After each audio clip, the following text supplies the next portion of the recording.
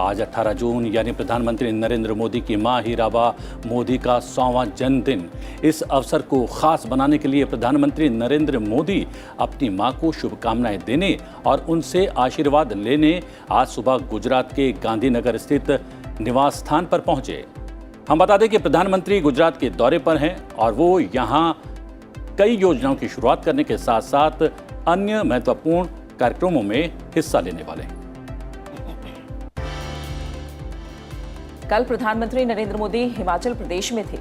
प्रधानमंत्री ने वहां आकांक्षी जिलों के विकास पर और अधिक ध्यान देने की अपील की। साथ ही स्टार्टअप को गति देने के लिए विभिन्न राज्यों के युवाओं के बीच प्रतिस्पर्धा आयोजित करने का सुझाव दिया। प्रधानमंत्री हिमाचल प्रदेश के धर्मशाला में आयोजित मुख्य सचिवों के राष्ट्रीय सम्मेलन में हिस्सा ले रहे थे, जिसका शुक्रवार को समापन हो गया। मुख्य सचिवों के इस पहले सम्मेलन का आयोजन केंद्र और राज्यों के बीच भागीदारी मजबूत करने के लिए किया गया। सेना में भर्ती को लेकर केंद्र की अग्निपथ योजना के खिलाफ देश के कई हिस्सों में विरोध प्रदर्शनों के बीच रक्षा मंत्री राजनाथ सिंह योजना को लेकर एक समीक्षा बैठक करने वाले हैं। रक्षा मंत्री की इस समीक्षा बैठक में वायुसेना प्रमुख, नौसेना प्रमुख और डीएमए के अधिकारी मौजूद रहेंगे। जानकारी के मुताबिक इस समीक्षा बैठक में थल सेना प्रमुख जनरल मनोज पांडे शामिल नहीं होंगे, क्योंकि वो आज वायुसेना की पासिंग आउट परेड में हिस्सा ले रहे हैं।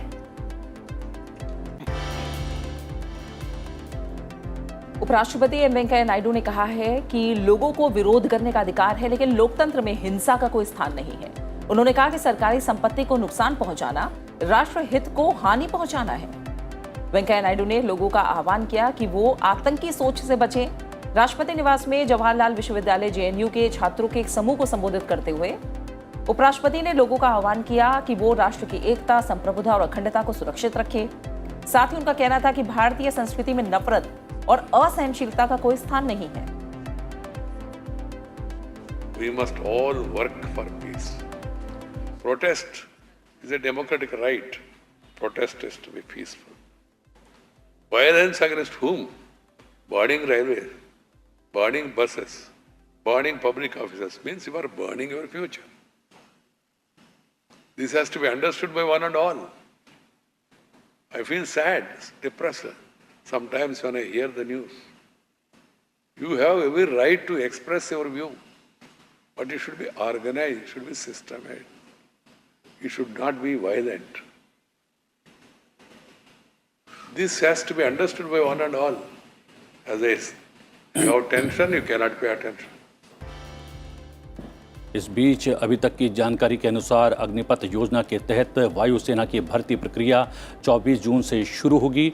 सेना सोमवार तक अग्निपथ योजना के तहत भर्ती प्रक्रिया पर अधिसूचना जारी करेगी। सरकार ने अग्निपथ भर्ती योजना के लिए अधिकतम आयु सीमा 21 से बढ़ाकर 23 वर्ष कर दी है। आयु में छूट केवल एक बार इस साल की प्रस्तावित भर्ती में ही दी जाएगी। पिछले 2 सालों में कोई भर्ती नहीं होने के कारण ये फैसला लिया गया है। सरकार ने यह भी कहा है कि अग्निवीरों को केंद्रीय सशस्त्र पुलिस बलों और राज्य पुलिस की भर्ती में प्राथमिकता दी जाएगी। रक्षा मंत्री ने सशस्त्र बलों में भर्ती की अग्निपथ योजना का विरोध कर रहे युवाओं की चिंताओं को दूर करते हुए कहा कि ये नई योजना भारत के युवाओं को देश की रक्षा व्यवस्था से जुड़ने और देश सेवा करने का सुनहरा अवसर प्रदान कर रही है।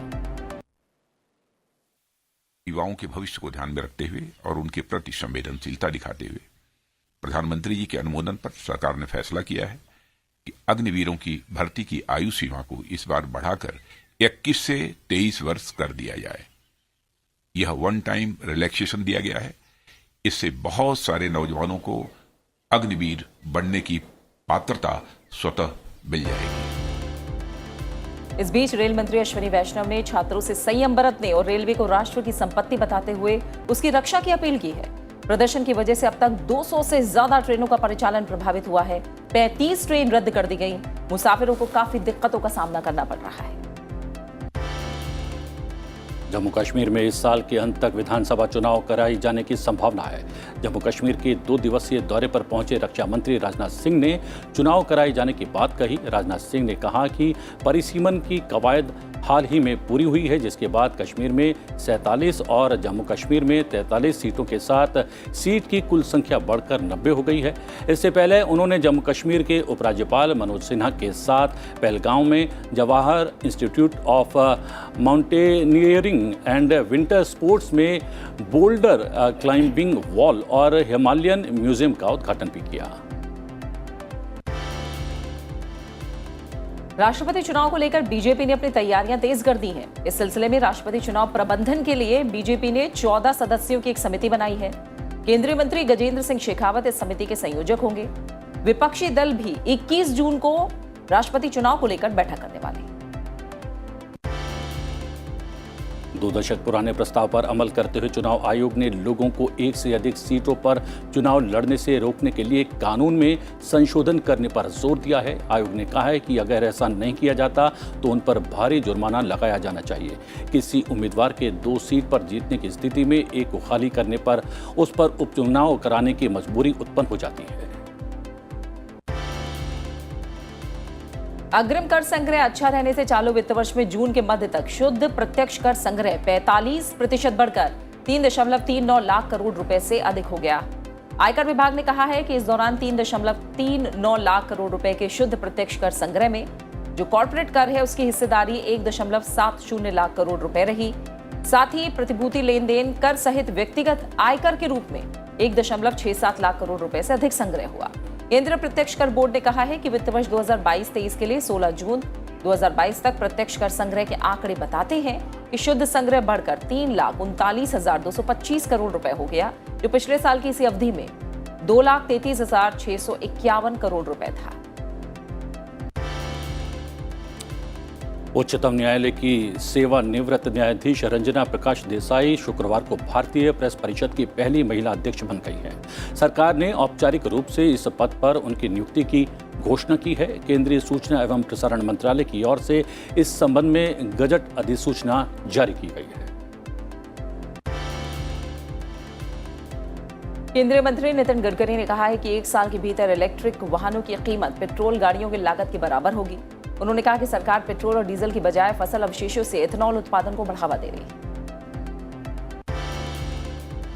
और अब बात बारिश की। असम, मेघालय, त्रिपुरा, नागालैंड और अरुणाचल प्रदेश सहित पूर्वोत्तर भारत में कई स्थानों पर मूसलाधार बारिश होने से बाढ़ की स्थिति और गंभीर हो गई है। वहीं मौसम विज्ञान विभाग ने अगले 5 दिनों में इस क्षेत्र में भारी से बहुत भारी बारिश होने का पूर्वानुमान भी लगाया है। ब्रह्मपुत्र और उसकी सहायक नदियों का जलस्तर बढ़ रहा है। वहीं भूस्खलन ने मुश्किलें बढ़ा दी हैं। असम के कम से कम 28 जिलों में भारी बारिश हो रही है, जिससे कई इलाकों में पानी भर गया है। इन जिलों में बाढ़ से तकरीबन 18.94 लाख लोग प्रभावित हुए हैं। वहीं मेघालय में पिछले 2 दिनों में आई बाढ़ और भूस्खलन में कम से कम 18 लोगों की मौत हो गई है। हालात को देखते हुए राहत और बचाव तेज कर दिया गया है। वहीं दक्षिण पश्चिम मानसून के अगले 2 से 3 दिन में पश्चिम बंगाल, बिहार, झारखंड और उड़ीसा में आगे बढ़ने की संभावना है। मौसम विभाग के मुताबिक मानसून से इन इलाकों में अगले कुछ दिनों तक भारी बारिश हो सकती है।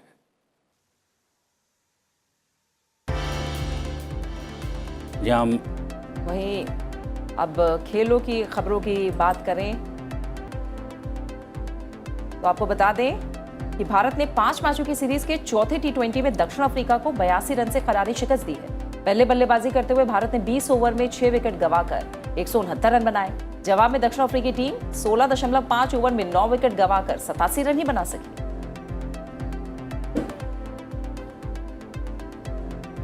और आइए अब तमाम बड़ी खबरें देखते हैं राज्यों से जुड़ी हुई। सेना में भर्ती के लिए केंद्र सरकार की नई योजना अग्निपथ स्कीम के विरोध में नाराज युवाओं का प्रदर्शन बिहार के कई हिस्सों में जारी रहा। साथ ही वाम दलों के छात्र संगठनों के अलावा दूसरे छात्र संगठन भी आज बिहार बंद का महागठबंधन ने समर्थन भी किया है। जम्मू कश्मीर के पुलवामा जिले में आतंकवादियों ने एक पुलिस अधिकारी की उसके घर के अंदर गोली मारकर हत्या कर दी। सब इंस्पेक्टर फारूक अहमद मीर पर हमला पंपोर इलाके के संबोरा में हुआ। शुक्रवार और शनिवार के दरमियान रात के दौरान ये हमला हुआ है। कल सुबह रामबन जिले के बनिहाल के रेहमपड़ी इलाके के पास बड़े पैमाने पर भूस्खलन और सड़क पर भारी पत्थर गिरने के बाद जम्मू श्रीनगर राष्ट्रीय राजमार्ग पर यातायात रोक दिया गया। कल देर रात तक सड़क को एक तरफा ट्रैफिक के लिए खोल दिया गया है। सड़क निकासी अभियान अभी भी जारी है। सीबीआई ने खाद्य घोटाले मामले में राजस्थान के मुख्यमंत्री अशोक गहलोत के भाई अग्रसेन गहलोत के आवास पर छापेमारी की है। भ्रष्टाचार का नया मामला दर्ज किए जाने के बाद ये छापेमारी की गई है। प्रवर्तन निदेशालय ने धन शोधन के एक मामले में दिल्ली के मंत्री सत्येंद्र जैन और उनके सहयोगियों के खिलाफ दिल्ली में 10 छापेमारी की है। अभी सत्येंद्र जैन न्यायिक हिरासत में है। बॉम्बे हाईकोर्ट ने महाराष्ट्र के मंत्री नवाब मलिक और पूर्व गृह मंत्री अनिल देशमुख की याचिका को खारिज कर दिया है, जिसमें उन्होंने 20 जून को एमएलसी चुनाव में वोट डालने की अनुमति मांगी थी। कर्नाटक के मुख्यमंत्री बसवराज बोम्मई ने केंद्रीय मंत्री गजेंद्र सिंह शेखावत से मुलाकात की। उन्होंने मेकेदातु परियोजना और कावेरी जल प्रबंधन प्राधिकरण की बैठक में परियोजना पर चर्चा करने को लेकर तमिलनाडु की आपत्ति पर विचार विमर्श किया। दिल्ली प्रदूषण नियंत्रण समिति ने भलसवा लैंडफिल में 26 अप्रैल को लगी आग को रोकने के लिए उचित कदम नहीं उठाने के मामले में एमसीडी पर 50 लाख रुपए का जुर्माना लगाया है। यहां आग 10 दिन से अधिक समय तक धधकती रही थी। ऑल इंडिया फुटबॉल फेडरेशन द्वारा असम के गुवाहाटी में आज से राष्ट्रीय अंडर 17 बालिका फुटबॉल चैंपियनशिप का आयोजन हो रहा है और ये चैंपियनशिप 4 जुलाई तक चलेगी। और अब तमाम बड़ी खबरें अंतर्राष्ट्रीय जगत से। भारत और यूरोपीय संघ ने 8 साल से अधिक के अंतराल के बाद शुक्रवार को लंबे समय से लंबित व्यापार और निवेश समझौते के लिए बातचीत फिर शुरू कर दी। भारत और यूरोपीय संघ द्वारा संतुलित और व्यापक व्यापार समझौते की वार्ता को फिर शुरू करने की घोषणा के 1 साल बाद बेल्जियम की राजधानी ब्रसेल्स में वार्ता हुई है। यूरोपीय संघ के व्यापार आयुक्त वाल्डिस ने एक ट्वीट में कहा है कि यूरोपीय संघ को यह घोषणा करते हुए खुशी हो रही है कि यूरोपीय संघ और भारत ने एक बार फिर मुक्त व्यापार समझौते के लिए औपचारिक रूप से बातचीत शुरू कर दी है। आज ब्रसेल्स में वार्ता के लिए उन्होंने मंत्री पीयूष गोयल का स्वागत करते हुए खुशी हो रही है ये भी जाहिर किया है। इस बीच वाणिज्य और उद्योग मंत्री पीयूष गोयल ने जिनेवा में विश्व व्यापार संगठन के 12वें मंत्री स्तरीय सम्मेलन को सफल बताते हुए कहा कि इसमें भारत को 100% सफलता मिली है। 2 दिन तक चले गहन विचार विमर्श के बाद कोविड-19 टीकों के लिए अस्थायी पेटेंट छूट पर सहमति बनी और मत्स्य पालन के लिए मिलने वाली नुकसानदायक सब्सिडी को लेकर समझौता हो गया। सम्मेलन के समापन के बाद पीयूष गोयल ने कहा कि विकासशील और सबसे कम विकसित देशों के लिए भारत एक विश्वसनीय और मजबूत आवाज बनकर उभरा है। जब विश्व में कई चीजें 30 वर्षों में बदली हैं, उसको मद्देनजर रखते हुए और रेलेवेंट बनाना, WTO को कंटेम्पररी बनाना, आज के समय के अनुसार उसको बनाना, उसके बारे में रिफॉर्म एजेंडा ड्रॉ किया गया। और मैं समझता हूं ये WTO के लिए भी अच्छा है, विकासशील और कम विकास वाले देशों के लिए भी आगे चल के और अच्छा रहेगा। श्रीलंका को भारत की ओर से नई कर्ज सुविधा की आधिकारिक पुष्टि का इंतजार है। श्रीलंका के ऊर्जा मंत्री कंचना विजयसेकरा ने यह बात कही है। इससे नकदी की तंगी से जूझ रहे देश को अगले 4 महीने के लिए पेट्रोल और डीजल की आपूर्ति करने की अनुमति मिल जाएगी। इस बीच ईंधन के लिए भारत की तरफ से पूर्व निर्धारित $70 करोड़ की ऋण सुविधा के तहत डीजल की अंतिम खेप श्रीलंका पहुंच गई है। आर्थिक संकट से पूरे देश में खाने का सामान, दवा, रसोई गैस और ईंधन जैसी जरूरी वस्तुओं की कमी हुई। पाकिस्तान वित्तीय कार्रवाई कार्यबल FATF की ग्रे लिस्ट में बना हुआ है। वैश्विक मनी लॉन्ड्रिंग और आतंक वित्त पोषण निगरानी संस्था ने एक बयान में कहा है कि आतंकवाद वित्त पोषण तंत्र का मुकाबला करने पर अपने सुधारों के कार्यान्वयन को सत्यापित करने के लिए साइट पर दौरे के बाद पाकिस्तान को सूची से हटाया जा सकता है, लेकिन पाकिस्तान को हटाने की औपचारिक घोषणा स्थल पर निरीक्षण के बाद ही की जा सकती है। तब तक पाकिस्तान ग्रे लिस्ट में शामिल रहेगा। अमेरिकी नियामक ने 6 महीने से 5 वर्ष तक के बच्चों को कोविड-19 रोधी टीके प्रदान करने को मंजूरी दी है। इससे अगले सप्ताह से बच्चों के लिए टीकाकरण की शुरुआत का मार्ग प्रशस्त हो गया है। खाद्य और औषधि प्रशासन की सिफारिश के पहले इसकी सलाहकार समिति ने मॉडर्ना और फाइजर की खुराक दिए जाने की अनुमति दी थी। अमेरिका में वयस्कों के लिए कोविड के टीके उपलब्ध होने के करीब 1.5 साल बाद 5 वर्ष तक के बच्चों के टीकाकरण की अनुमति दी गई। देश में 5 वर्ष तक के आयु वर्ग के एक तरह से देखें तो अनुमानित तौर पर करीब 2 करोड़ बच्चे हैं। और अब बात करते हैं एक दिवसीय मैच में बने एक नए रिकॉर्ड की। इंग्लैंड और नीदरलैंड के बीच खेले गए पहले वनडे में इंग्लैंड ने जबरदस्त बल्लेबाजी का प्रदर्शन करते हुए वनडे इंटरनेशनल में सबसे बड़े स्कोर का रिकॉर्ड तोड़ दिया है। इंग्लैंड ने पहले बल्लेबाजी करते हुए 498 रन बनाए, जो अब तक का सबसे बड़ा वनडे स्कोर है। इंग्लैंड की तरफ से 3 बल्लेबाजों ने इस मैच में शतक बनाए।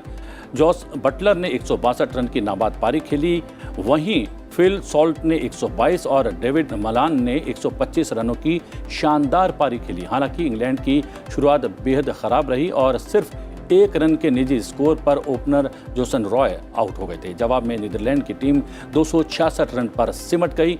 इंग्लैंड ने वनडे क्रिकेट इतिहास में सबसे बड़े स्कोर का अपना ही 4 साल पुराना रिकॉर्ड तोड़ा है। जून 2018 में ट्रेंट ब्रिज में ऑस्ट्रेलिया के खिलाफ इंग्लैंड ने 6 विकेट पर 481 रन का स्कोर बनाया था। ब्रिक्स देशों का 14वां शिखर सम्मेलन 23 जून को बीजिंग में डिजिटल माध्यम से आयोजित किया जाएगा। चीन के राष्ट्रपति शी जिनपिंग शिखर सम्मेलन की अध्यक्षता करेंगे। अमेरिका में विमानन कंपनियों ने 1500 से अधिक उड़ानें रद्द कर दी हैं। टिकटों के दाम में बढ़ोतरी की वजह से न्यूयॉर्क के लाडार्डिया हवाई अड्डे पर करीब 1/3 से अधिक उड़ानें प्रभावित हुई हैं। यूरोपीय आयोग ने यूक्रेन को यूरोपीय संघ के उम्मीदवार का दर्जा दिए जाने की सिफारिश की है, जो युद्धग्रस्त देश की सदस्यता की दिशा में पहला कदम है। सिफारिश पर अब ब्रसेल्स में चर्चा की जाएगी। और अब आज की